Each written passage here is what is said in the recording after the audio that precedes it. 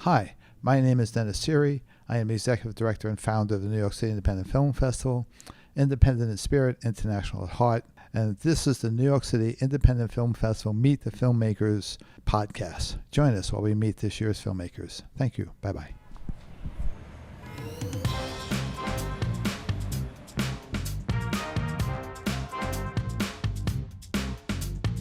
Yes, hi. Today we're here with Jackson. Welcome, Jackson, to our podcast. Please introduce yourself. Thank you, Dennis. So my name is Jackson Martini. I am 23 years old, and I'm from Moscow, Russia, born and raised. And let me tell you, nobody's called Jackson Martini back where I'm from. That's not a name that anybody has. It's more of a nickname that one of my actor friends came up with for me as a joke, and I thought it was kind of stupid enough, but also memorable enough to just use it. And my actual name, nobody can pronounce anyway. You can kind of see it down there. So I just went with Jackson Martini. I thought it was kind of memorable. And, I've tried my hand at a lot of things creatively. I can never handle like non-creative work. It just kind of, I don't know, it makes me sad to not be able to work creatively and create something original, so to say. So I've tried my head at different things. Like you can see like some of the drawings that I made, for example, or a little bit of music and stuff like that. But I kind of realized that all my life I've had an urge to one thing. It was not drawing, it was not anything else, it was directing somehow. I didn't realize it for a long time, but I kind of looked back and I realized that, for example, I actually directed my first scene when I was 9 years old. So I actually like gave my grandmother a camera and I had three of my friends as actors and I told them what to do and we kind of recreated three scenes from the movie Tron Legacy. I think that's the name, from 2010. Because when I was a kid, I was obsessed with that movie, and I still obsess over things like that. Back then, it was that movie. So like we had like two or three scenes for that movie, and we shot them in like negative. So it was like my first experience directing. But it kind of goes to show how I've all my life I've had this urge to do that. And then ever since then, so it was 2010, and ever since then, I just like all the time I was trying to somehow get into directing, but it's a very hard thing. So even if you have like a good idea, if you don't have the resources, and let's say in our high school we didn't have any like film classes, none of that. It was just like strict science and all that. And so I was trying to get into that for a long time, and I always failed. But then at one point in like the ninth grade, I was given like a task. I was given like a task to do like a short film about like school life or ninth grade prom. And I thought, okay, I have like full creative freedom, and I don't really want to do anything about like actually school related. So me and my friends we decided to remake the trailer of the movie Machete, the one by Robert Rodriguez. And when we made it and we presented it, our teachers were like, well, how is that related to school life? And I was like, well, we shot it in the school, so I guess that's how. But yeah, I never really liked following like anything I was told, to be honest with you. I was just having fun with it, and so was everybody else. We're just doing whatever we wanted because we love those movies. And that's like the first project that I was able to finish fully. Like this trailer, it was not any kind of good.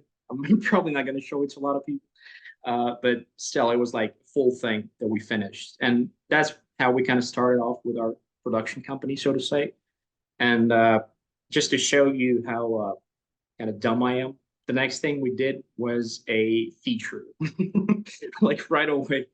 And that feature was a full-blown remake of Reservoir Dogs, the Quentin Tarantino movie. So we just took the script and just remade it for ourselves. We never intended for it to be anything but just like a thing for ourselves. But just kind of goes to show how just ambitious everybody was, and how much dedication we put into it. Because we actually, as high schoolers who have no idea how to like direct, act, or anything, we just like put this whole thing together. It's like a 2 and something hour film that I never put it out anywhere, so it's like for ourselves, but That's it's very still kind of an impressive. Very impressive. interesting. hmm Yeah, and kind of from there, I was just doing like I was just kind of developing this thing. So I did not get a lot of like proper education before that. Not now I'm in the film school, but back then I was not, and I just kind of developed this independent thing myself, and that's how I got to the method eventually, which is currently my biggest project in every way, I would say. So, Right. So all right, so you answered about half my questions I was going to ask. I know. I was just struggling to come up with anything else, like, talk about myself without that, because that's the main thing, I suppose, for an interview. And I kind of realized that I did. So sorry about that, but I just That's okay. had to That's quite all right. go into it. We'll Yeah. still do a few things. So what did your family say when you said, okay, I'm going to go to film school and become a filmmaker? And like Yeah. this really is it. What did they say? Were they supportive? They said they were going, no way, you're going to get a degree in engineering or something, or how did that work out? Yeah, for example, my father, who is by education a rocket scientist, right? And he now does like financial stuff. And my mother, she's a businesswoman. And so, well, my mother was more supportive kind of in that. But my father, he does not see a film major as a real major. To him, it's like it's not a real thing. To him, so and they made me so before this film thing, I was doing like financial management in Czech Republic. And I'll be honest with you, I hated every second of it. Like it's not my thing at all. It's not because I'm so bad at it, but I'll never be good at something that I don't like. I cannot put myself into it. So in that college, like even my grades were not as good. They were like B's and sometimes C's. And right now, in like any film college that I've been into by this point, it's all A's. Well, American system is kind of different. It's kind of softer in grading, but still, like that just shows how much more interested I am in what I'm doing now than I was doing back then. But back when I was getting that degree, I was, constantly doing films, and I was like, that's how I'm going to prove to them that I'm serious about that. I have to like make a good movie, maybe not even one. So I had to like show them something to demonstrate that I'm very serious about this. And in the end, I managed to convince them. I think I actually I had my father in a few scenes that I was making. Like the biggest scene that I ever made, like 30 extras or something. One of them was my father, and I think that's when he was convinced because he kind of actually saw me work. He actually saw me like direct, and he just saw that I know kind of what I was doing. Not really, to be honest, but at least to him, that looked very, very much like that. So you won him over. You won him over. Yes, I think so. I think now he understands that probably it makes sense for me to not be a financial manager or something like that. I'm probably going to be better off as a filmmaker. So you're in film school. Yes, in Georgia. Okay, because I was going to say my next question was, do you have a group of filmmakers, your tribe, that you hang out with? But the answer is obviously yes if you're in film school. Right now, yes. And the thing is, like, I don't get to direct as much as I used to right now because I just don't have any money at the moment. I'm kind of looking for, financing too, because I have a lot of scripts, a lot of stuff that I want to do, but I just cannot afford to do it right now.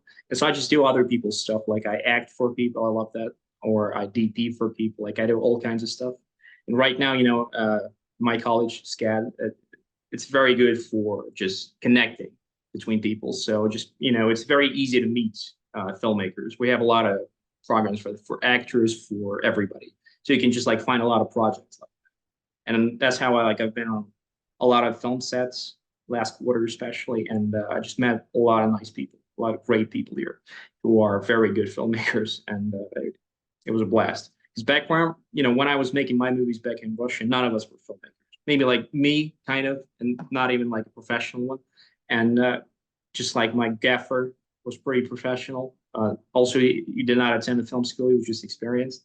Everybody else was just my friends. They were like very enthusiastic, very interested in that. Maybe they watched some YouTube videos on how it's done, but that's it. Like it was like purely amateur for everybody. So, and that's kind of interesting too. It's kind of it's a very different mindset working with like people who are filmmakers as opposed to working with non-professionals like my friends they don't really know much about it, and neither do I, and we just kind of try to figure it out. It's very different. So now I'm kind of adapting to that as well. I'm not used to people knowing what they're doing. Well, it should be a change. Yeah. All right. So, what made you decide to do this movie? This movie, yeah. So the method initially was supposed to be a very short film, a 5 minute film that I was gonna like make for film school applications. Because like for example, NYU, where I initially wanted to go, they asked they asked of you like a 5 minute short film to demonstrate that you can do something. And that was like my initial goal. Like I thought like I want to make a good, short film for NYU so that they accept me. And they never did. But so I started making this movie, and we shot the first scene in the club, that big, massive scene. And there was only supposed to be one more scene after that. But when I edited this first scene, I realized that it's already too long, and there's nothing I can do about it. Like I cannot reshoot it. I cannot even cut it. So I had to come up with something else for this movie as a whole.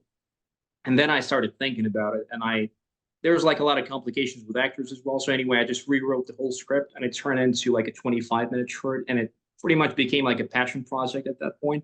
And then I realized like I'll make like some kind of like an edit that will be like a 5 minute version for application, but the movie itself, it's gonna be like my own thing. And so from there, it just became what it became, this movie. And I kind of like I was mainly inspired by two things: the movie The Color of Money by Martin Scorsese, because I'm a huge Paul Newman fan. So, and that movie's like one of his best. That's the one he won the Oscar for. And in the kind of dynamic between the two characters, the main characters, and especially like the character of, the Paul Newman's character is kind of similar to Scottlev in my movie. And also, I was very much inspired by the fact that I was able to get this actor to play Skobelev. He's a pretty, in Russia, kind of a famous actor. Especially like he was big, I would say, in the 80s and maybe in the 90s. First of all, he was the host of the biggest kids TV show in the country that every kid watched. It was like a Good Night Kids kind of show. And he just did a lot of like leading roles back then and stuff. But then like for 10 years till now, he was just doing theater. He was not doing any films at all. And he happens to be related to my best friend and my producer. And he also liked the script quite a lot. Like when I showed it to him, he liked it. Because when I first talked to him before the script, I could see that if he didn't like it, the script, he would just like politely refuse this thing. But I was very glad that I got him on board, and that was very inspirational.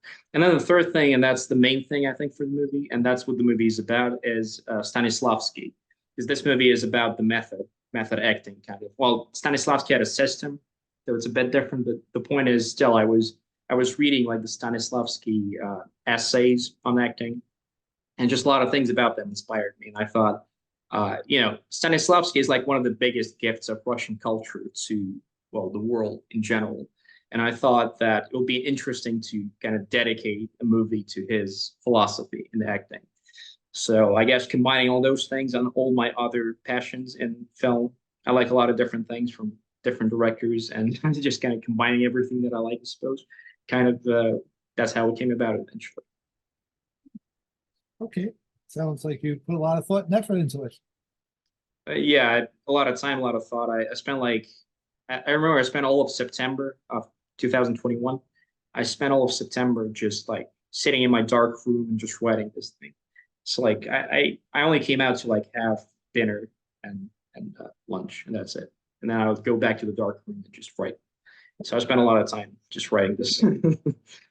What was the hardest part and the most fun part? Hardest. Good question. I never really thought about it because it was kind of all of it was kind of hard. This movie was way harder than anything I've worked on before that. Excuse me. Just like yes, so this movie was way harder than anything I've worked on before that. Just because it was just more complicated. We were using like a lot of lights, we had a very different approach to locations. I suppose the hardest part of it was just schedule, just like trying to get both actors, because both of them were doing theater. One of them was a theater student, the younger one, and Yuri Grigoriev, he was doing like, well, he had a theater schedule, so I had to like adjust for that. And then locations was kind of a hard thing for us, both financially and just in terms of, just finding the right location, like for the scene between them when they like kind of argue in that dark area behind the theater.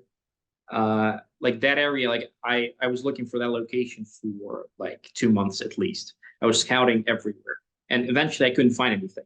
And I found a warehouse, and this lady, she rented this warehouse to me for $10 whole day.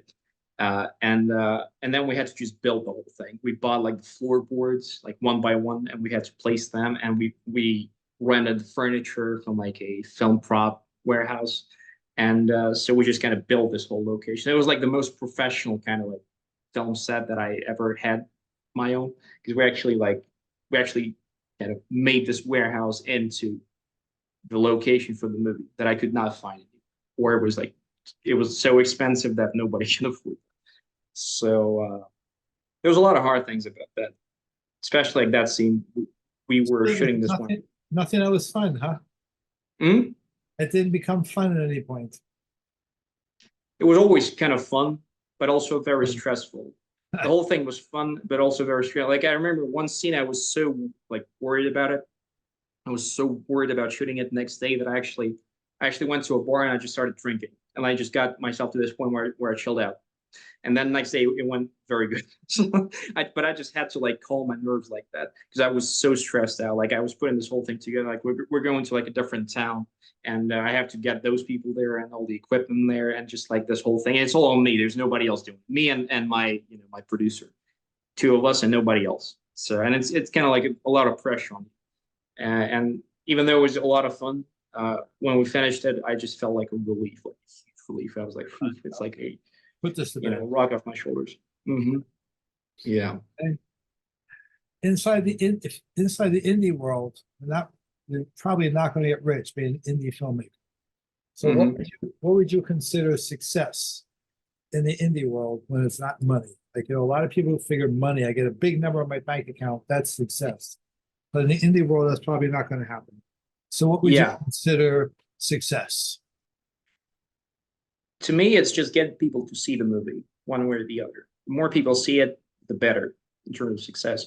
And so in the indie world, I would say the most important things are awards, just being selected on festivals. And because when you're selected on festivals, you can attend the festivals and you can meet people maybe that you would meet somehow. I'm really looking for people that I could pitch certain things to, for example. So it's kind of like for me, when you make a movie like that, like an indie movie, is just kind of like it should be like a step towards something bigger, kind of. And you have to showcase this work to make this step, and you have to be able to present it to people. If it gets on any platforms, that would be terrific. Like that would be great. But yeah, I would say awards, screenings, and just any kind of spotlight that we can get on that movie would be success, in my opinion. Okay, cool. All right. And if somebody came to you and said, "Hey, Uncle Jackson, I want to be a filmmaker, and I'm 11 years old, and I want to follow in your footsteps and be an indie filmmaker," what would you say to them?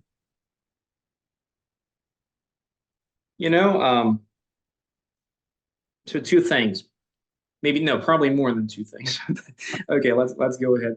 And first of all, you should start as an amateur. You should start like really low. A lot of people just like tend, if they have the money, to just spend a lot of money on their first film. And I say like, don't do that probably. Just kind of like develop your eye, develop your kind of understanding. And then just kind of don't be afraid to just do things. Like, don't be afraid to come up to this person and ask this person to help you out. I was very I didn't hesitate to just come up to everybody in my like high school class and just tell them, look, I need an actor, please. And I really like you. I need you. I don't need like anybody. I need this guy. And like most of those people, they didn't really have time to do that stuff, and they still did, because when you ask them nicely, a lot of people will not refuse. I'll tell you that. Like just ask. Just don't be afraid to just act to film somewhere, even if you're not allowed to film there. Okay, that's probably not the greatest advice, but that's how we, at least initially, that's how we did a lot of stuff.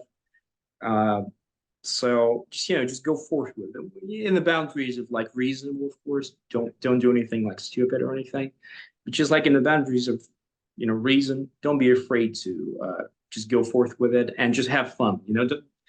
One of the worst things about like young filmmakers is that they're trying to be too like intellectual. They're trying to be too genius like early on, you know.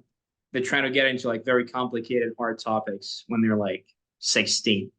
And you know, it never looks any kind of good. Just have fun. So like we started off with like Quentin Tarantino kind of stuff. And I'm not saying Quentin Tarantino is not intellectual or anything, but it's like it's kind of fun filmmaking. You know, it's fun movies, fun scripts. It's not overly like intellectual. It's not overly smart. I want to put it this way.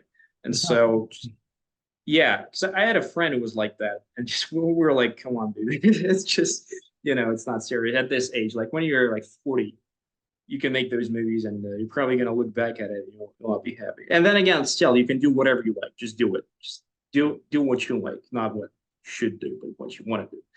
So that's my advice. That's your advice. That's very good advice.